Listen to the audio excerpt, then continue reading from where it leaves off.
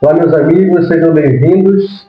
Esse é o nosso segundo episódio do canal Chão e Céu e nós ficamos muito felizes, tem muita satisfação em ter você conosco também nesse episódio.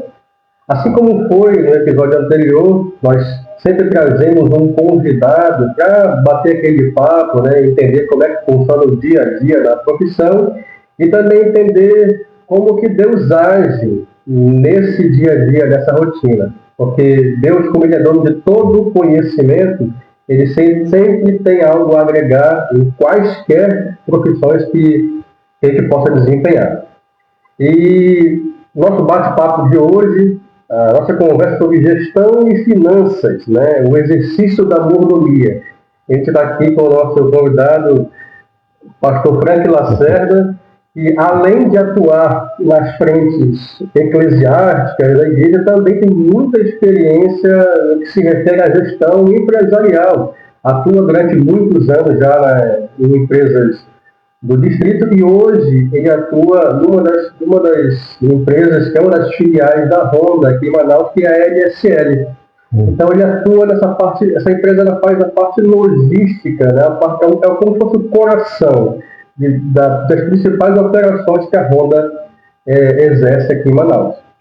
E aí eu vou abrir esse espaço para o nosso pastor, para o nosso gestor, se apresentar, dizer qual é o seu dia a dia, como é que ele atua nessa questão de gestão pela LSL aqui em Manaus. Sim.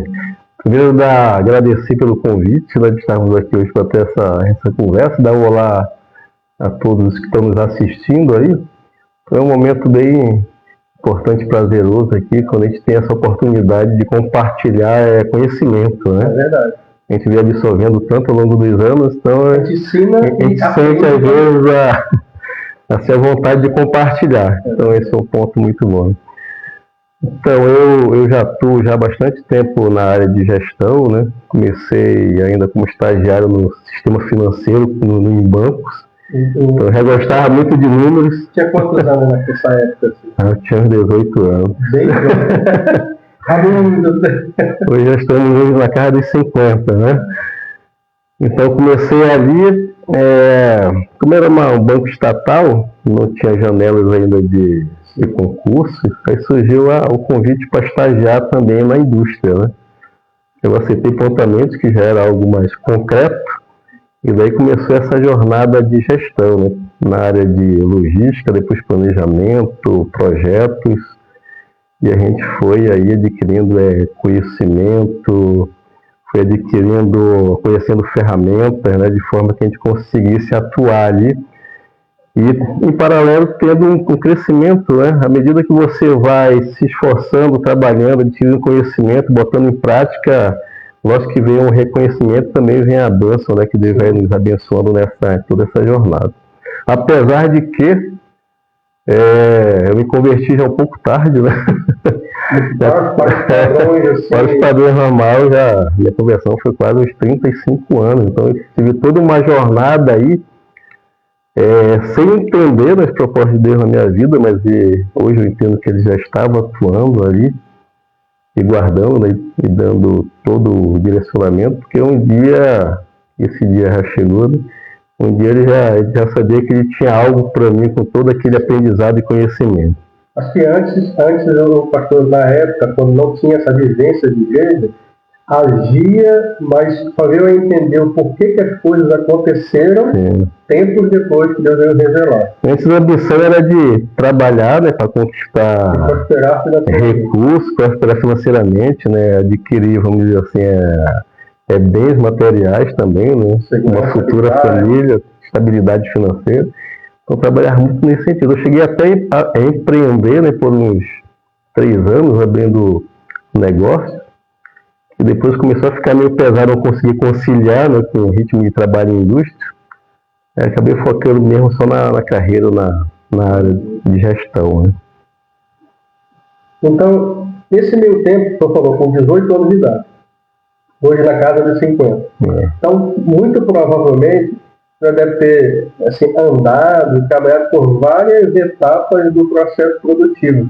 De forma que você não entende apenas de uma das etapas, você consegue ter uma visão um pouco mais global do processo, dado assim, 18 anos, numa estatal, aí daqui a pouco saiu daquela área, foi para a etapa já de distrito, de empresa já que trabalha com produção, e foi etapa a etapa, de forma que hoje você consegue ter uma visão mais ampla, porque você conhece todo esse processo.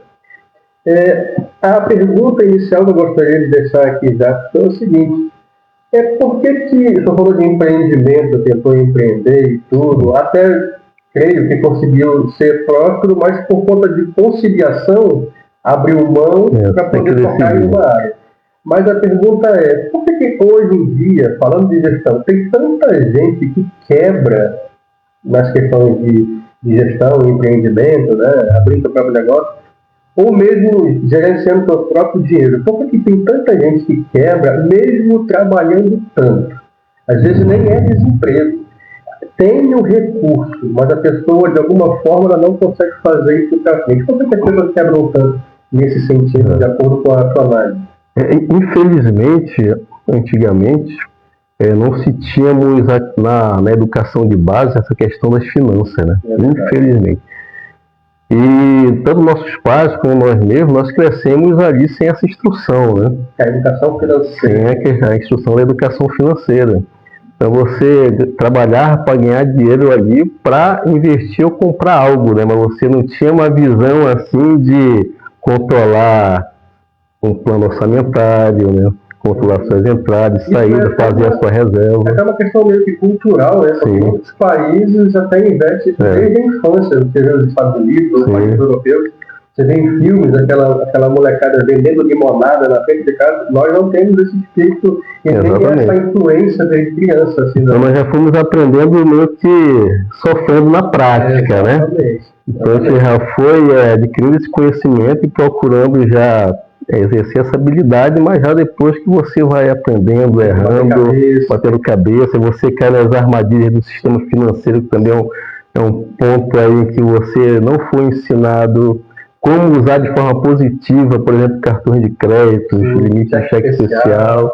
Você cai nessas armadilhas aí, ou financiamentos com juros abusivos.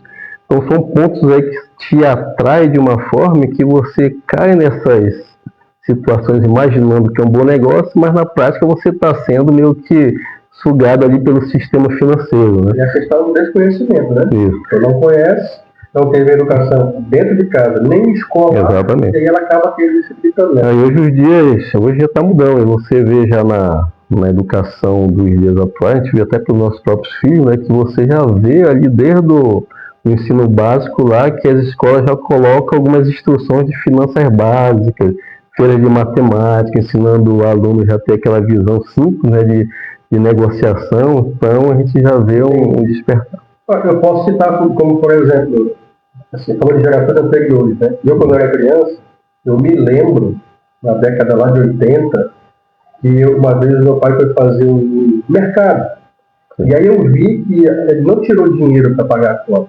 Ele tirou um talão de cheque. Olha só. Aí arrancou uma daquelas folhinhas e assinou e entregou. Aí a minha visão de criança naquela época, eu pensei, quando eu crescer, eu quero ter um talão, um papel, igual isso aí, porque eu vou entrar nos lugares e vou fazer a compra e vou. Só que não havia um entendimento de que tem que se planejar, tem que ter dinheiro na conta, tem que trabalhar. Passado o tempo, eu me tornei pai. E aí tenho 2 filhos. Uma delas, aquelas revistinhas de marcar perfume, sacolé. A minha filha perguntou de mim assim, uma delas perguntou, pai, quando o senhor recebe? Quer dizer, isso já é uma noção de planejamento. Quando eu vou ter para ter acesso àquele recurso para comprar esse item? Então, a gente percebe que houve essa evolução, como você está falando. As novas gerações, elas têm começado a dar mais atenção, que no passado não se dava atenção para essas coisas. E aí eu pergunto... Aí, concluindo o que você perguntou sobre por que as pessoas quebram, né? Então, justamente, como não tem essa base, eleva isso para o seu sonho, né, para a sua empresa de empreender, a empresa vai nascer também da mesma forma da sua cultura pessoal, né? Vai nascer, às vezes, nasce sem uma pesquisa de mercado, ser uma sondagem de concorrência, né? Ser uma noção de capital de giro, de fluxo de caixa. Então, essas coisas básicas não se aplicando, fatalmente tende a não dar certo aquele planejamento, né? Por isso que essas pesquisas estatísticas mostram que no Brasil, a grande maioria das empresas marcadoras, elas fecham a porta até antes de 5 anos de vida. Porque nasce sem nenhum planejamento, nasce, vamos dizer assim, a pessoa está aventurando no negócio, ela não tem base sólida de conhecimento para criar aquilo. Ela sabe fazer uma coisa, mas ela não tem a prática de gestão, ela não consegue administrar aquilo. E é justamente o tema da nossa conversa, que é o exercício da mordomia, no caso das igrejas, por exemplo, né? Que a gente quer fazer esse paralelo. A mordomia, eu já vi muita gente confundir, né? Pensa que mordomia, vamos ver uma vida de mordomia. Pensa que é sombra e água fresca, mas pode ser pelo contrário. A mordomia é administrar uma coisa que não é meu, né? Um recurso ou um material que não é meu. E nós somos chamados para esse exercício. Daí fica aqui a palavra com o irmão sobre essa questão. O que o João percebe que a empresa ela pode dar de conselho para a igreja e o que a igreja pode dar de conselho para a empresa nessa questão de gestão de prática da mordomia? Então, nessa caminhada que eu tive profissional e de crescimento, também a gente vai aprendendo muito e as empresas elas investem, né, na gente em conhecimento, né? Então, tive muita oportunidade de participar de programas de capacitação de gestão, né? E para ser gestor, você tem várias áreas ali que você tem que atuar, né? Como gestão de pessoas, gestão de processos, gestão financeira, né? Tem um ponto aí, planejamento, liderança. Então tem vários braços aí que você precisa se especializar para poder você corresponder às expectativas empresariais, né? Então, adquirindo esse conhecimento, você consegue exercer a sua atividade de forma mais competente. Mas como eu falei para você, falando de mordomia, indo para a parte de mordomia cristã, né? Até os 35 anos eu não sabia qual era o propósito de Deus na minha vida, né? Mas ali eu já estava sendo preparado, treinado e capacitado no meu entendimento ali para mim adquirir ali um crescimento meu familiar para a vida, né?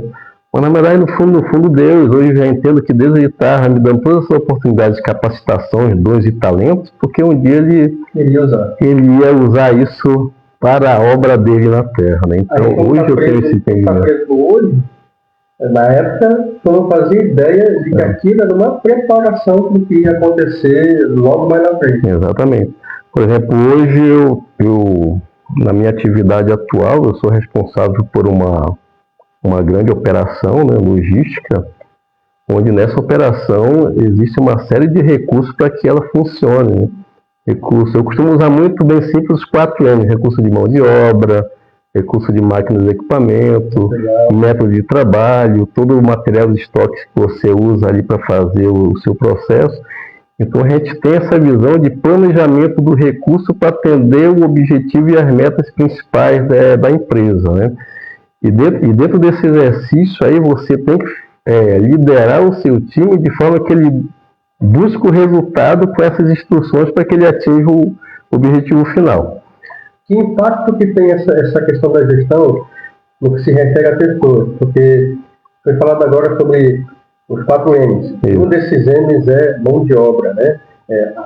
A figura humana no processo. Então não adianta ter um foco no meu material se o meu entrave no processo pode ser a pessoa, né? A mão de obra. Então que relevância tem isso na questão hoje? O recurso, o melhor e mais importante recurso das empresas são as pessoas. Isso se aplica, por exemplo, se aplica também na questão da igreja, né? Também, porque a igreja são pessoas também, né? É o corpo de Cristo, né?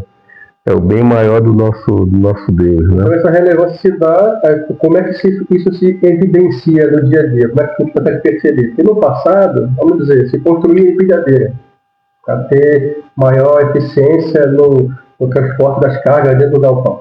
Mas não se preocupava com o cockpit para proteger o trabalhador dentro dessa empilhadeira. Então muita gente se acidentava, tinha problemas de machucados e trabalho. Hoje, essa preocupação ela é muito mais evidente, mas o que na gestão a gente consegue evidenciar essa preocupação com a pessoa da empresa? Sim. Quando a gente vai ouvir um pouco mais a história, a gente entra no conceito das gerações, né? Sim. Antigamente, a chamada geração X, né? Eram pessoas que viveram aquele período pós-guerra ali, que elas precisavam, tinham um desejo de trabalhar para construir patrimônio, para ter ali a base da pirâmide, só satisfazer essas necessidades básicas, né? Pirâmide de base. Que é se alimentar, ter um lar, ter segurança, etc.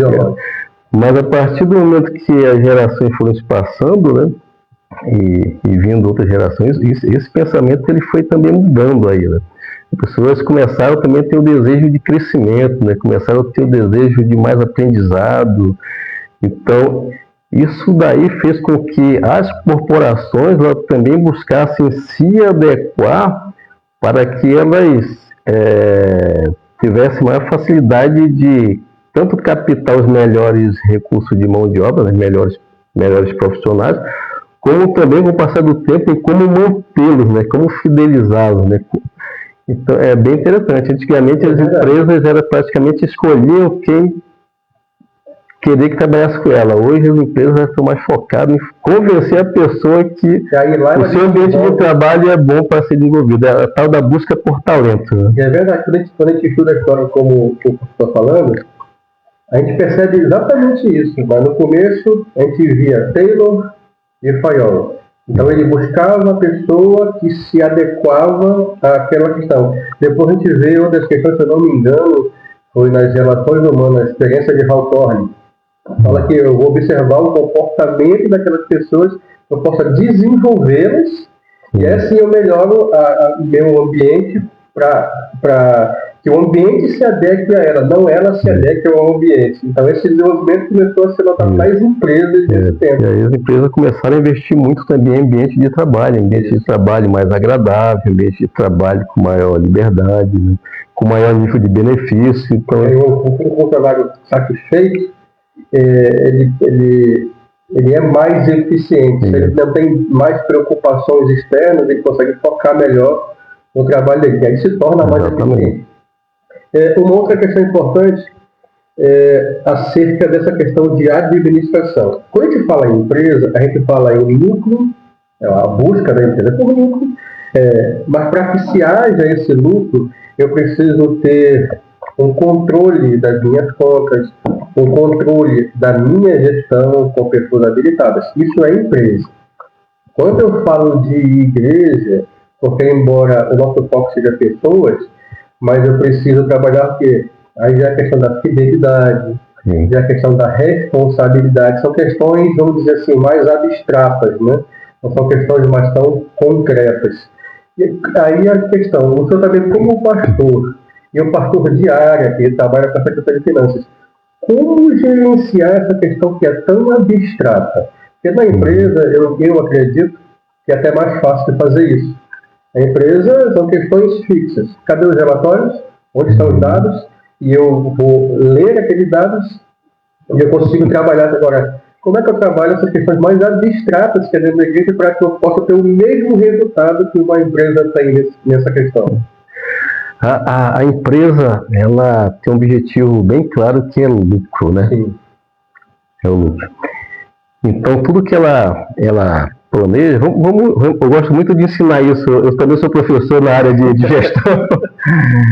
eu com o tempo, eu tive esse desejo de compartilhar agora conhecimento e contribuir um pouco também para a sociedade e para os mais jovens. Então, eu me tornei professor universitário. E eu falo muito para ir dessa questão de planejamento. Quando eu vou falar de planejamento, eu vou pelo simples dos 4M lá, mas eu ensino o seguinte: toda empresa ela tem ali sua visão e seu propósito, né? A visão e a missão, né? Isso daí faz parte do plano estratégico empresarial, né? E dentro da missão dos valores, as empresas ela definem ali as suas metas, né?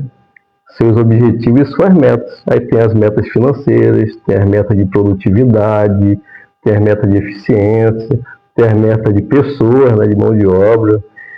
Então ela já define isso daí de forma que são indicadores, né, são itens de controle, porque como já dizia o grande mestre Peter Drucker, né, que foi um dos precursores da administração melhor, o papa da administração, se você não consegue mensurar, você não consegue fazer gestão, né, você não consegue administrar.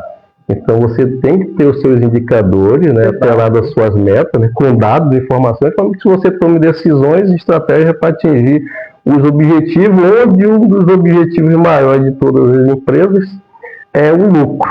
Senão, direcionalmente, eu estou cego. Eu não consigo analisar porque eu não tenho dado nenhum para analisar. Exatamente. A decisão que eu vou tomar, eu não sei, eu não tenho nenhum parâmetro para poder... É como falar para alguém assim, você é bonito ou feio? Tá, mas comparado com quem? Eu tenho que ter um dado, né?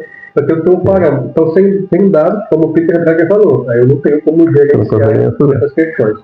Mas só para concluir, falei muito do lucro, mas acima do lucro, um dos principais focos das empresas atuais é o cliente agora, né? O cliente é o ponto fundamental, a razão de existir da maioria das empresas. Quando a gente fala agora de definição de visão das empresas, missão, o cliente ele vai estar constando lá, porque hoje, né, principalmente com a questão de tecnologia, né, de informação, que ela gira mais rápido, mídias sociais, então hoje você vê uma guerra clara ali, né, entre seus concorrentes em busca de oferecer um melhor produto, com maior qualidade, com melhor eficiência, com um custo mais apropriado, de forma que você consiga satisfazer e conquistar o seu cliente, de forma que você venha obter o seu lucro. Agora, em paralelo, tudo isso daí, então a gente pode dizer que uma das questões chaves que mostra que o foco é o meu cliente é que os meus produtos hoje, independente de qual seja o tipo de produto, o meu item, ele tem que ser personalizado agora, né? A gente já, por exemplo, no ramo de calçados, por exemplo, o famoso quichute, ele era preto e é de um único modelo, e não havia outra forma de se adquirir um calçado, era só esse. Hoje você vai no shopping, por exemplo, tem uma diversidade absurda de formatos, de cores e modelos, porque a intenção é personalizar esse meu material para o meu cliente. Exatamente. Então, o foco, como o Pastor disse, é o cliente. E falando em cliente, eu já queria antecipar aqui para você, meu ouvinte, não se esqueça, curta, compartilha e comenta lá no vídeo e faça mais, ative o sininho das notificações, porque sempre vai chegar uma notificação de um novo vídeo aí no nosso canal. E aproveitando esse ensejo, fique agora com as curiosidades.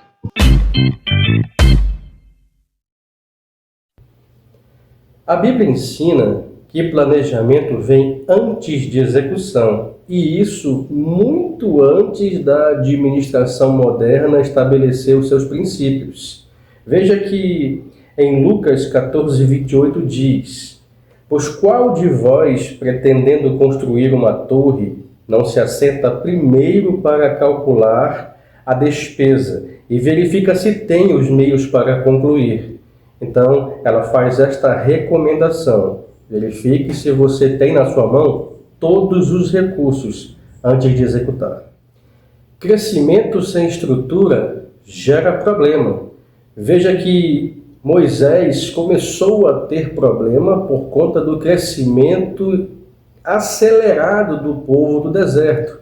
E em Êxodo 18, o seu sogro Jetro dá um conselho para Moisés. E diz: Moisés, por que você não separa para você homens capazes, homens tementes a Deus, homens de verdade e que aborreçam a avareza? Estabelece eles como chefes de 1000, de 100, de 50 e de 10. E isso gerou para Moisés um grande alívio na sua gestão daquele povo naquele momento. Isso que aconteceu através de Jetro é o que nós chamamos hoje na administração moderna de princípio escalar da hierarquia. Isso existe desde os tempos bíblicos. Na parábola dos talentos, em Mateus 25, versículo 14, Jesus elogiou o servo que multiplicou os talentos, e não aquele que o preservou e enterrou por medo. Desde Gênesis, nós observamos que Deus trabalha com ordem, processo e sequência, que são os princípios básicos da gestão. Então nós observamos que a gestão não é invenção do mundo empresarial, são princípios do reino de Deus. Na palavra de Deus, dinheiro ele é até mais mencionado do que fé. Se você observar, são mais de 2.300 versículos que falam sobre finanças, porque dinheiro revela prioridades. Voltando aqui, né, pastor? Pastor, a gente está falando aqui desse paralelo entre empresa... Falando muito sobre a empresa, né? Empresa e igreja. Empresa com fins lucrativos, vamos dizer assim. Agora nós vamos ter a visão aí... Dentro da igreja. Porque, eu volto a falar, né? Na empresa, vamos dizer, eu tenho até uma certa facilidade em fazer a gestão desses recursos e pessoas, porque, assim, existem formas de se reverter e de se controlar isso. Mas vamos trazer para a igreja, né? Como a gente estava falando muito bem de empresa. Na igreja, vamos lá. Qual é a fonte de recursos que a igreja tem para poder executar os seus planos e projetos? São as ofertas, né? São os dízimos e basicamente as doações. Essa é a nossa fonte de recurso para uma igreja que não tem nenhum vínculo de patrocínio externo. Isso não é algo obrigatório, né? Isso é algo como se requer dentro da igreja, é algo que se requer amor e fidelidade. Essa é a questão, essa é a pergunta de 1 milhão de reais. Né? Como trabalhar nesse sentido, porque é um campo, vamos dizer assim, muito abstrato, o campo da fidelidade. É o campo da fé. Como cobrar algo que não pode ser cobrado, mas a pessoa tem que ter consciência, tem que ter responsabilidade. Como atuar nessa área tão, assim, vamos dizer assim, escorregadia, para que se possa executar os planos e projetos que se deseja. Sim. Há uma diferença muito grande, né, entre uma empresa com fins lucrativos e a empresa sem fins lucrativos, que é chamada no Brasil de empresa de terceiro setor, onde as igrejas se encaixam.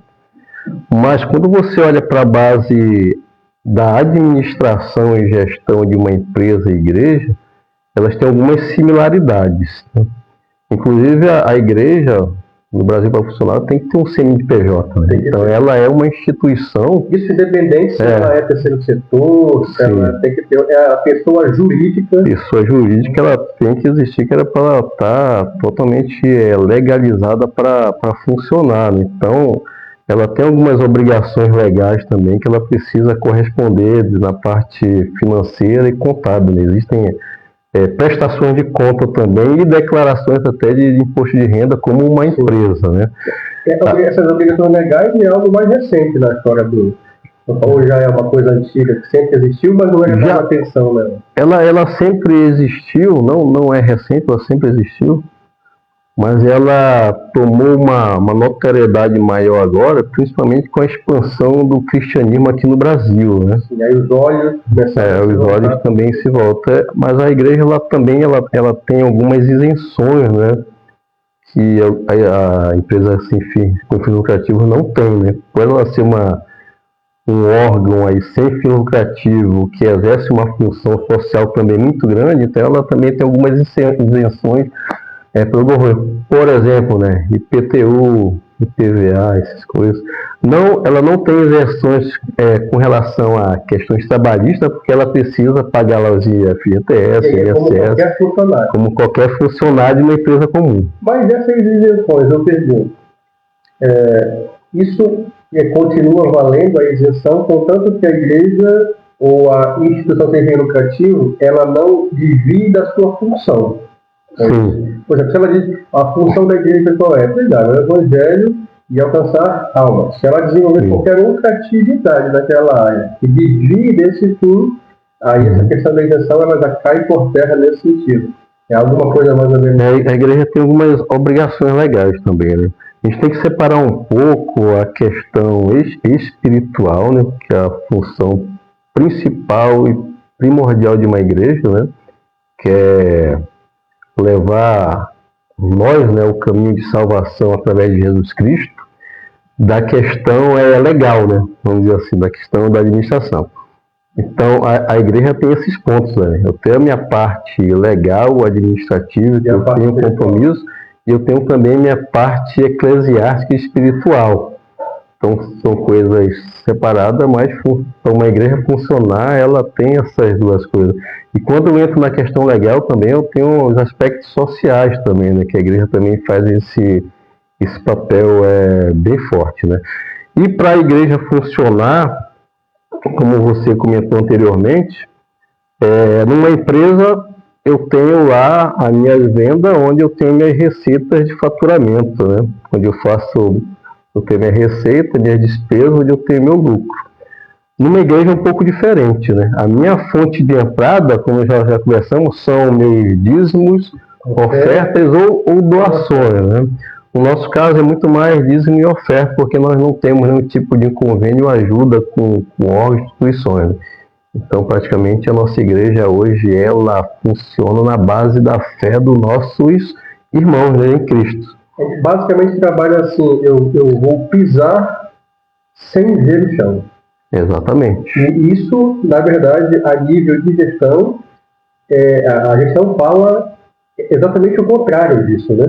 A gestão fala, eu tenho que me planejar, eu tenho que trabalhar com planejamento estratégico para que você chegue no resultado esperado. Exatamente. E a Bíblia fala... Na igreja, né, é um ato de fidelidade e fé no cumprimento do que diz a palavra de Deus, né? Que você precisa ser fiel nos dízimos e ofertas, né?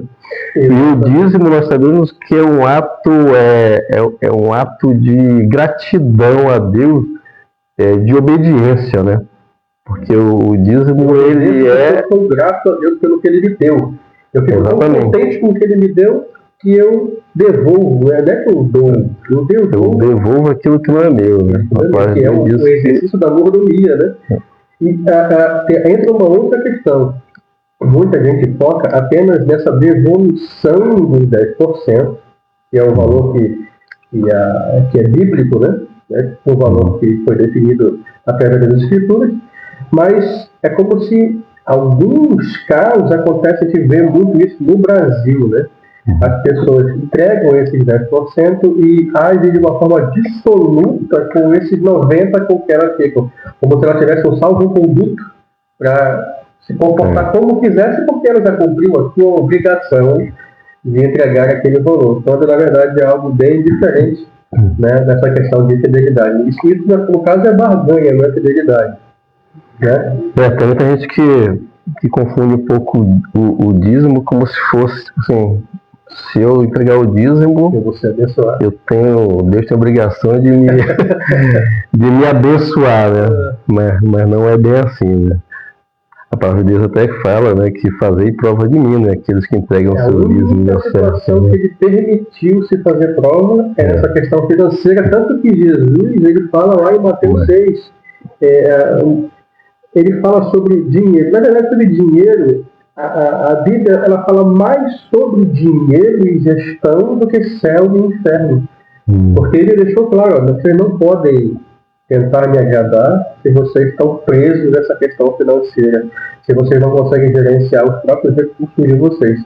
Então ele fala muito sobre isso, o próprio Senhor Jesus fala sobre isso, sobre essa questão de recurso, é uma coisa que gera um entrave na vida das pessoas. As pessoas às vezes não conseguem gerenciar aquilo mesmo sendo cristão. Então esse é um problema que a gente consegue observar o que o pastor diz acerca dessa situação dentro das igrejas mesmo do nosso país. O dízimo ele tem como finalidade hoje principal manutenção da obra do Senhor, né? Sim. E cada igreja ela tem o seu propósito. No nosso caso, a nossa igreja ela é uma igreja missionária, né? Se você olhar a nossa igreja física, ela é uma igreja simples, né? Bem estruturada, bem cuidada. mas ela poderia ser uma igreja muito grande, esplendorosa e bonita. Ainda maior, né? Porém, o nosso foco principal é missões. Tanto é que nós temos 3 congregações nos interiores, né, do Amazonas, uma congregação aqui na região norte, aqui na zona norte de Manaus, e também nós temos algumas obras missionárias no Careiro Castanho e também em tribos indígenas, onde a nossa igreja ela manda recurso, né? Ela envia pessoas para fazer o ID do Senhor, que é o propósito, a missão principal que Deus deixou para nós, né? Então, isso daí é uma visão assim de qual é a finalidade do dízimo, qual é o emprego dele na obra do Senhor. No caso da nossa igreja, ela tem essa visão aí missionária, né? De empregar o dízimo para fazer missões, fazer com que a palavra de Deus chegue àqueles que estão em grande distância, em situações mais, vamos dizer assim, distantes, né? É verdade. Aproveitando esse gancho de o alcance ser maior, já queria reservar esse momento para agradecer. Tem muitas, na verdade, 3 empresas que estão ajudando com que esse bate-papo aconteça. Esse já é o 2º episódio. E nós gostaríamos de agradecer a pniel.com, que nos proporcionou todo esse layout aqui, né, do nosso fundo aqui do estúdio. Nós também queremos agradecer a InfoImpress, que nos agraciou aqui com essas canecas. Inclusive, uma das nossas canecas já é presente do nosso convidado do Carnaval, em relação desse bate-papo que nós temos aqui. E também, se você ainda não provou as delícias da Ana, ela que faz esses salgados aqui, a lanchonete Rosa de Saron, que fica também aqui no São Jorge. Então, todos os contatos dos quais eu falei já foram colocados aqui na tela. Prestigie, se você quer fazer impressões, se você quer registrar em algum objeto outras marcas de impressões diversas, se você quer fazer o seu lanche diferenciado, vá nessas empresas, pniel.com, InfoImpress e Lanchonete Rosa de Saron. Eles prontamente estarão lá para recebê-los com o maior carinho, com a maior dedicação. Assim foi comigo e assim eu creio que vai ser também com você, com certeza. E continuando o raciocínio, e a igreja também, ela tem o seu planejamento, né?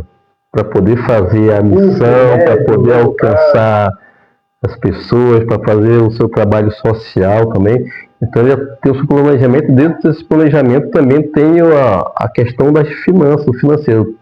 Nós temos um planejamento, a igreja precisa ter um planejamento orçamentário, né? Com o que vai gastar. Aí tem a questão dos trabalhadores da obra, né? Que são nossos pastores que vivem na missão. A igreja tem essa obrigação de manutenção da obra, né? Tem os nossos irmãos que trabalham na obra do Senhor também, onde nós fazemos os pagamentos. Nós temos as nossas despesas fixas, né, que tem energia, água, internet, serviços contábeis também, sistemas. Nós temos todo esse aparato de despesas que precisa ter um planejamento financeiro, né, orçamentário, que você tem uma visão anual daquilo que você vai gastar. E esse planejamento tem que estar adequado ao histórico das nossas entradas de dízimos e ofertas. Né? Sim, eu vou me planejar. Assim, algo parece que é até contraditório, né? Eu vou me planejar, mas para um recurso no próximo mês que eu não tenho a certeza que vai entrar o mesmo que entrou do mês passado.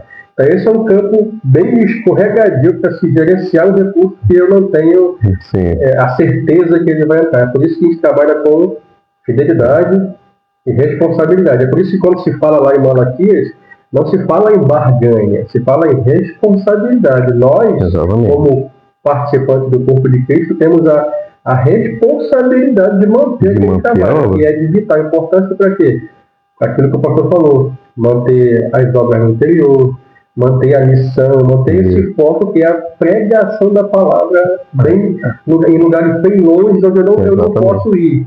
mas o meu dinheiro pode patrocinar homens para que eles possam estudar. E essa parte administrativa, ela tem essa responsabilidade, né? Porque, por exemplo, às vezes Deus abençoa através das pessoas, dos fiéis da obra, e tem uma entrada boa. Então, essa entrada que foi acima do que se planejou, ela vira, de certa forma, uma reserva, ou você vai reinvestir na obra de Deus, em um planejamento que era um desejo, né, da nossa liderança, dos nossos pastores, que é possível se viabilizar com aquele recurso adicional.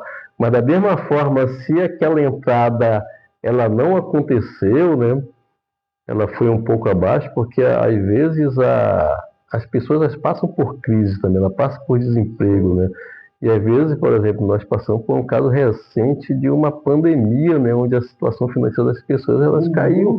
Então a igreja também ela precisa se adequar a uma nova realidade, né? Então você tem que gerenciar aí essas entradas e saídas, né, com base na fé também e na fidelidade dos nossos irmãos, nossa fé e fidelidade dos nossos irmãos, e gerenciando de forma que não falte recurso para que a Igreja dos Senhores continue funcionando. Quanto tempo o pastor ficou assim, atuando mesmo diretamente na tesouraria da... Eu comecei, na verdade, no Conselho Fiscal. Eu fiquei no Conselho Fiscal da Igreja por uns 6 anos, com a responsabilidade de fazer a fiscalização das contas, que que tem essa responsabilidade. Exatamente. Aí eu assumi a tesouraria e fiquei por 4 anos. Então são quase 10 anos aí trabalhando nessa área de finanças aí da igreja. Daí eu lhe pergunto, nesse tempo que o senhor passou, que é muito tempo, muito experiência para adquirir, mas o senhor conseguiu perceber uma diferença entre fé e responsabilidade? Às vezes tem, sobre a justificativa de estar agindo debaixo de fé, as pessoas podem ser irresponsáveis. Né? Não, eu vou fazer tal coisa, vou gastar um recurso que eu não tenho num cenário caótico, como por exemplo de pandemia, e quando chega a hora contar com o da galinha, sem que haja... Depois a galinha tem mais. Eu costumo separar um pouco as coisas. A igreja me atribuiu a responsabilidade de ser a pessoa das finanças. Sim. Então, nessa hora, eu deixo um pouco a minha fé de lado. Tá? Eu sou a pessoa do número. Racional. Então, quem lida com o número tem que ser racional. Sim. Aí eu deixo essa questão da fé e do investir, crendo que eles vão chegar para o pastor, né? Aí o nosso pastor presidente, ele vai, lógico, né? Através do Senhor falando na vida dele, ele vai dar o direcionamento, ó. Eu tenho um desejo aqui de investir em tal obra ali para expandir em tal lugar, de abrir tal missão. Então vem essa demanda para a gente, né? Só que nós, como estamos tendo essa responsabilidade aí financeira, nós temos que avaliar números, né? E dar o parecer, analisar o recurso que eu tenho. Recurso que eu tenho disponível e projetar para frente se aquilo não vai ter nenhum impacto nas finanças da igreja. E esse ato de fé dos nossos homens de Deus, junto com essa administração financeira, vem dado muito certo, né? Tanto é que nos últimos anos, apesar de nós não sermos uma igreja assim que tem rica em entrada, então nós vemos muitas igrejas grandes em Manaus, nós somos uma igreja relativamente de médio porte, falando de finanças também, mas nós vemos assim coisas sendo alcançadas que, olhando o nosso recurso, a gente vê que é milagre de Deus. Isso foi feito. Como que isso foi feito? Você por exemplo, racionalmente, eu tenho esse recurso e isso foi feito. Não é possível. Não é possível. Nós expandimos, né, um trabalho novo lá no Nova Cidade, onde nós fizemos uma aquisição de um prédio, um terreno para se construir. Né? E em paralelo a isso, uma construção de uma área social. Em paralelo a isso, nós conseguimos administrar o recurso de forma que nós tivéssemos um valor para construir uma nova obra social, né, nos fundos da igreja agora. Então, são investimentos, empreendimentos, e quando a gente vai olhar agora o orçamento de material de construção, mão de obra elétrica Você não consegue crer que aquilo foi feito. Não é fácil. Só crê que foi feito porque já está vendo feito. É a fé dos irmãos. Pergunto para o pastor, qual é o maior erro que o pastor vê na gestão que é feito, eu digo a nível Brasil, né? Qual é o maior erro que o pastor vê em gestão de recursos dentro das igrejas no nosso país? Olha, o maior erro nós vemos hoje, existem muitas igrejas no Brasil, expandiu assim de uma forma exponencial, né? O cristianismo também, isso é muito bom, é excelente, né, para a expansão do reino. A gente vê que o Brasil é um celeiro aí do cristianismo. Porém, muitas igrejas elas nascem sem nenhum fundamento legal ou financeiro, né? Isso é um risco, né? Porque a gente vê que ano a ano o cerco aí de fiscalizações, né, nessa área de contábil e finança com relação à igreja, ela vai se estreitando cada vez mais.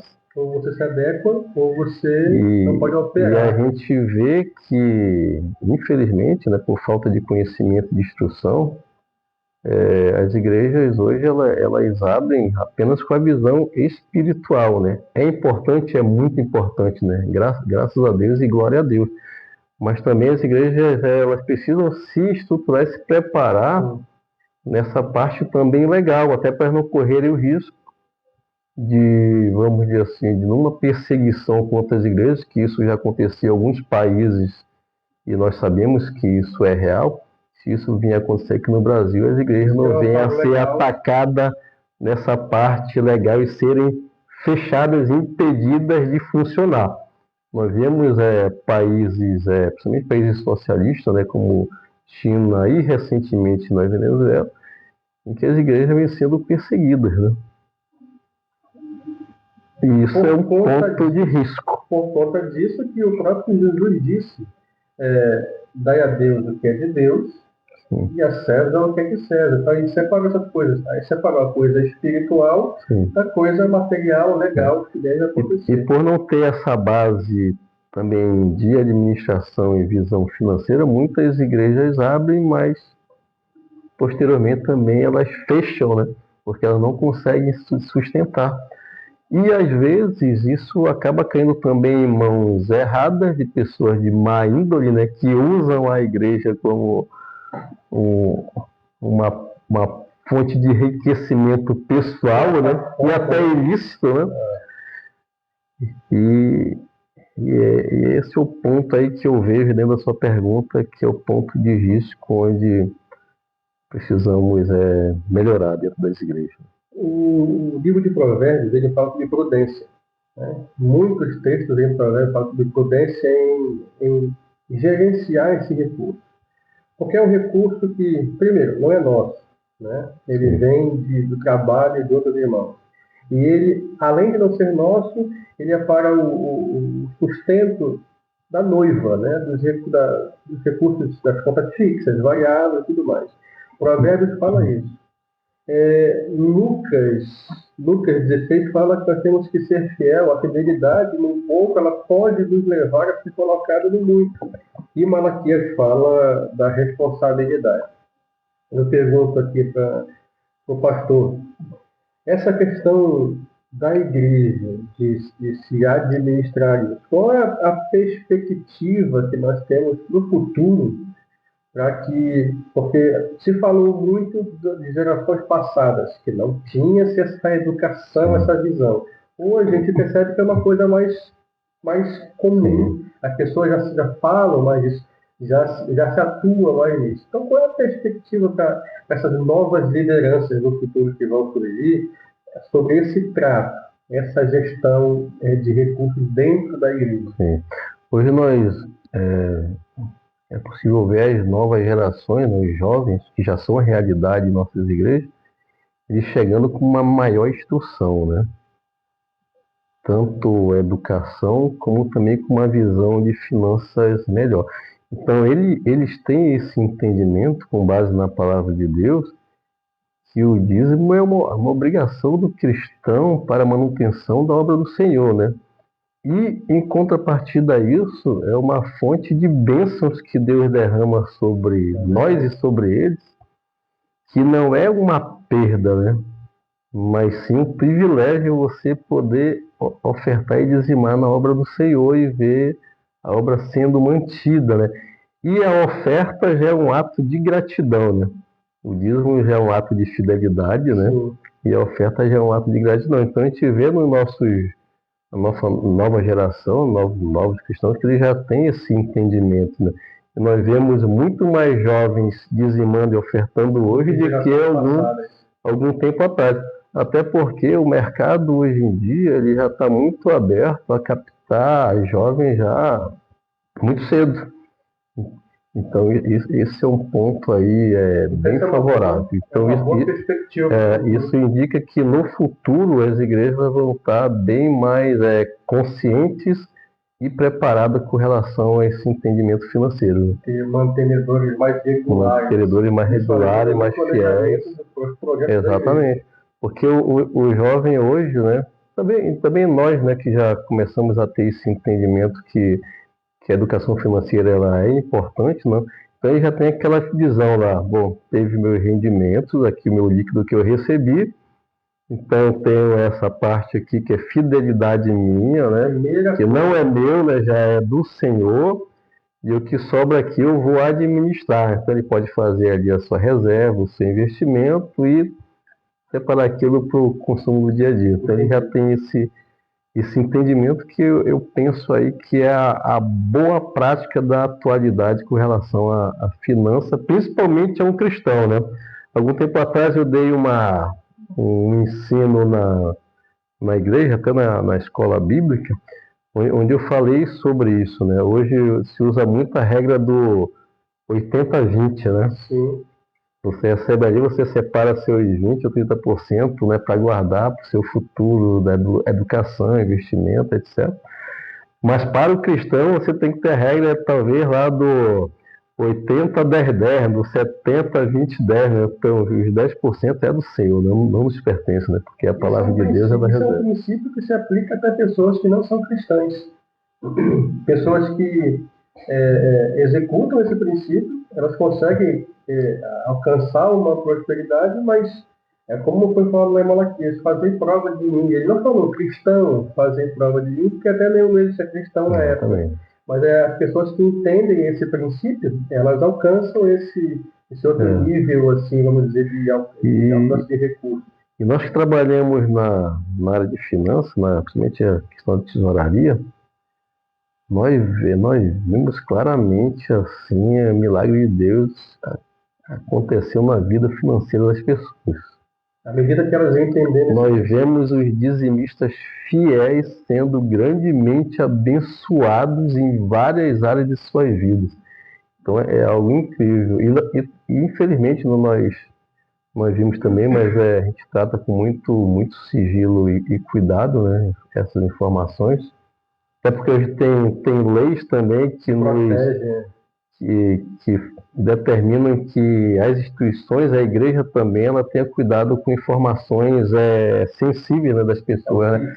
Mas nós vimos também, da mesma forma que nós vimos Deus abençoar grandemente, né, fazer milagre na vida financeira do dizimista fiel, nós vimos também aquelas pessoas que não dizimam, elas terem uma vida um pouco mais difícil. Tá?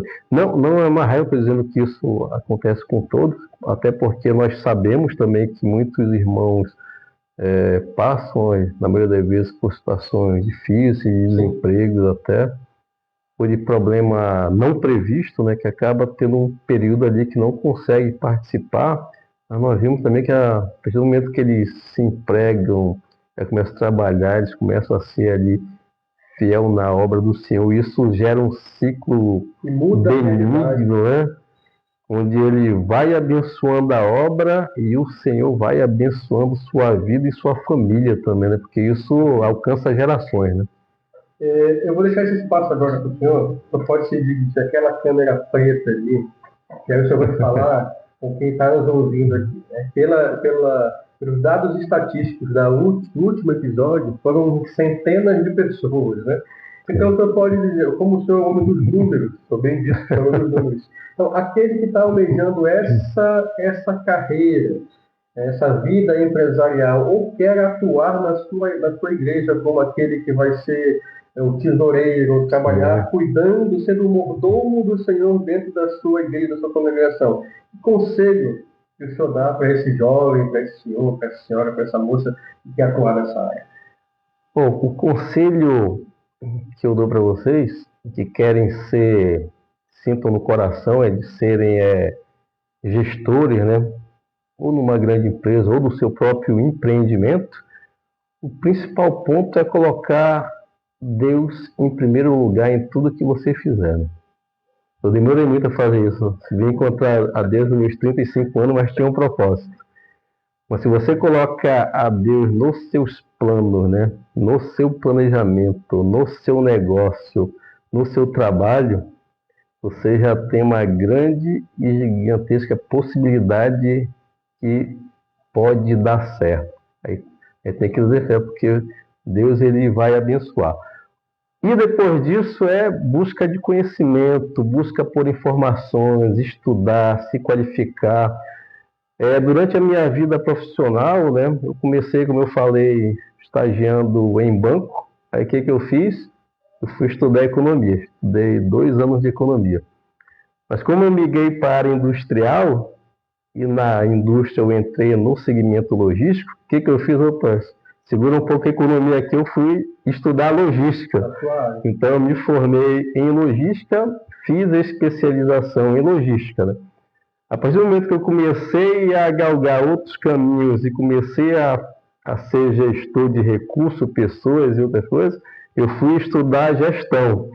Então, me especializei em gestão de pessoas, em coaching, em gestão de projetos e outros programas que eu participei. Então, isso tudo, né, contribuiu, né, o conhecimento, a informação e mais a prática que você vai aprendendo, vai lhe tornando uma pessoa melhor, um gestor melhor, e os resultados eles são alcançados, vamos dizer assim, de forma mais eficaz, né? De forma mais correta. Então esse o conselho que eu deixo, né? Primeiramente, colocar a Deus em primeiro lugar em tudo que fizeres, né? Para que Ele abençoe grandemente. E você buscar conhecimento, buscar informação, especialização, para que aquilo que você fizer, você faça com excelência na condição que você tem. Também não adianta se desesperar, porque às vezes nem sempre tudo vai dar certo. Mas quando as coisas derem errada, elas até no erro têm um propósito, né? Tem um aprendizado que foi adquirido e em algum momento aquele sofrimento, aquela decepção que você passou, ela vai servir para algo lá na frente, pode ter certeza. Então esse é o conselho aí que eu deixo. Pastor, por mais eu queria agradecer a sua participação. Eu que agradeço. Fico muito contente com a sua presença. Seu nome já tinha sido listado aqui há alguns meses já atrás. E aí a gente entrou em contato e conseguiu esse bate-papo. Foi um período pequeno, mas eu creio que deu para abraçar vários campos, que é um campo muito extenso de conhecimento, mas deu para a gente assim, abordar alguns pontos sensíveis do que é ser um dispenseiro, do que é ser um mordomo do nosso Deus.